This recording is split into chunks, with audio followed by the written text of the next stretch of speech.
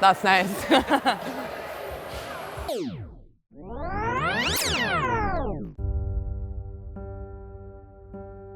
So the morning of the ride is a super interesting vibe.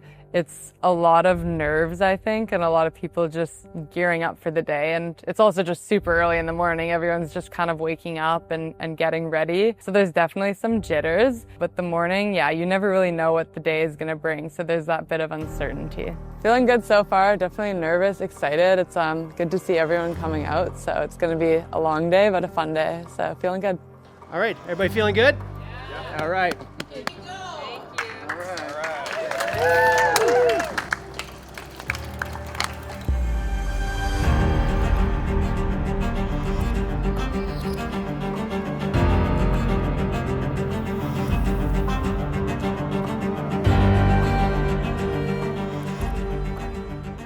I've done the ride 5 years total out of the 9 rides that have taken place so far. And I think the first 4 were consecutive back-to-back years. It was so cool to do it every year back-to-back and see it grow, but to see that contrast from the first year I did with those 10 riders, to go from that to the most recent year, 2025, and see like all these amazing sponsors we have and like the awesome big party at the end at the Harborfront tent and all these amazing volunteers and people who make it possible. It's like a well-oiled machine now. So to see that progression has been really special and something I really noticed doing the ride last year after being away from it for a few years.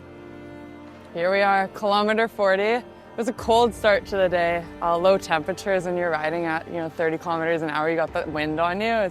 Hands are definitely numb, but our group's feeling good. I think everyone's going at a similar pace, so we're all on the same page, and good start to the day, I'd say. Feel pretty good so far, yeah. I mean, yet to be tested, that'll come for sure. Gonna be lots of ups and downs throughout the day, so just mentally preparing for that. So the why behind Ride to the Lake is really to support Ducks Unlimited Canada and their wetland conservation efforts. There's so many benefits of wetlands for our natural environments. They're so important. They're the natural filters of our land here in Canada and elsewhere. Ducks Unlimited's mission is really to support wildlife in wetlands, and all the money we raise goes directly towards that. So it's super important work and it's a great cause. And you really get a lens into that throughout the day. First you're going through the prairies, you might see some marshes, and then specifically like once you get kind of into that West Hawk area, we take some back roads and you get to see wetlands and marshes and all that topography that you're really there to support through Ducks Unlimited. So it's really picturesque and scenic and beautiful, and it's nice to be able to kind of take that in throughout the day. It just adds a nice element to the ride. Kilometer 90 at Elma.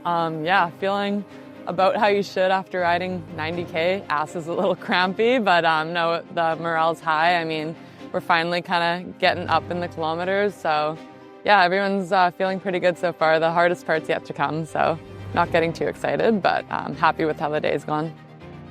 So I would say the mental component of this is really that every year there's going to be so many ups and downs mentally throughout the day. You're going to have parts of the day where you're feeling great physically, mentally, your spirits are good, and then you're going to have parts of the day where it's more challenging. Maybe you've gotten to the hilly portion of the ride. Maybe it's just super hot. Maybe you haven't hydrated or eaten enough. And it's gonna feel like every year you do it, there's gonna be points where you probably feel like you can't do it.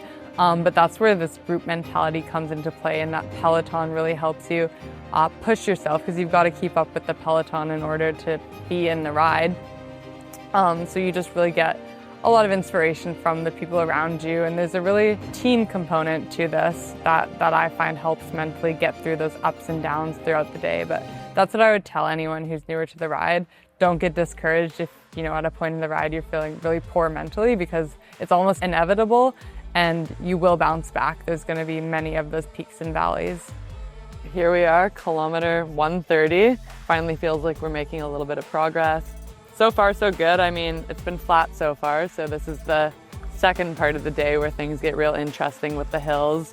Legs are feeling all right, definitely fatiguing a bit, but that's normal after 130 kilometers of cycling. It's going to be hilly, and it's going to be a lot of lactic acid in the legs, so it's going to be a grind, is the word I'd use.